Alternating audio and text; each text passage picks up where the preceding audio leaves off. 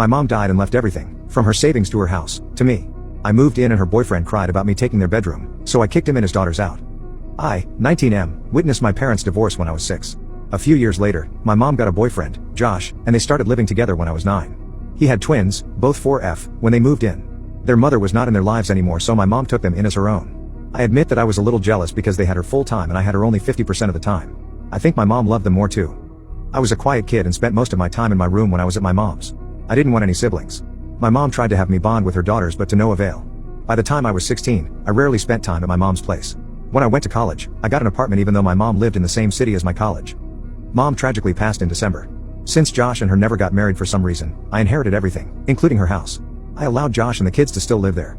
My dad paid half of the bills as Josh was struggling because of a low-paying job. I can't touch mom's savings yet since a civil lawsuit is pending. She died due to a car accident, leaving a person disabled, so now they are suing me for what had happened. To be fair, I am planning to get them what's left of the savings after the lawsuit. My lease ends in December, so I decided to move into my house after. I sat down with Josh and told him I was moving in January. Since this is my house, I will take the bedroom and he will move to my old room. He started crying about how the bedroom is his safe space and all my mom's things are there, which gives him peace.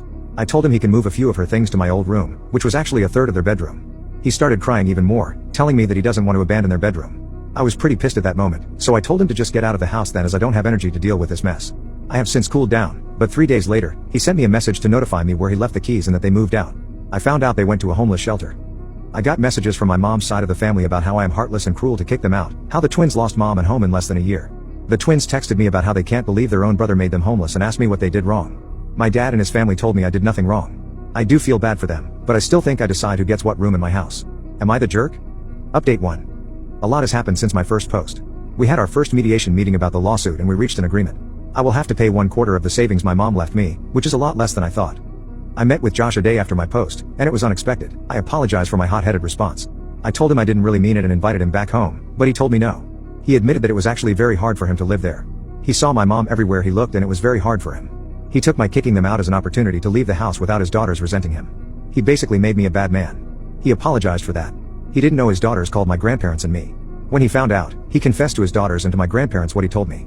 I don't care either way about my grandparents as we have no relationship.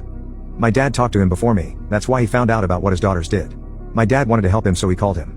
He even got Josh 10 free sessions with his good friend, who is a grief therapist. Plus, it was my dad that convinced him to talk to me.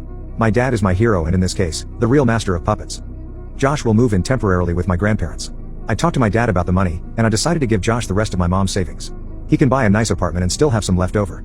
Josh was very happy and thanked me over and over again. I did it for the peace of my mind. We probably won't have much of a relationship moving forward.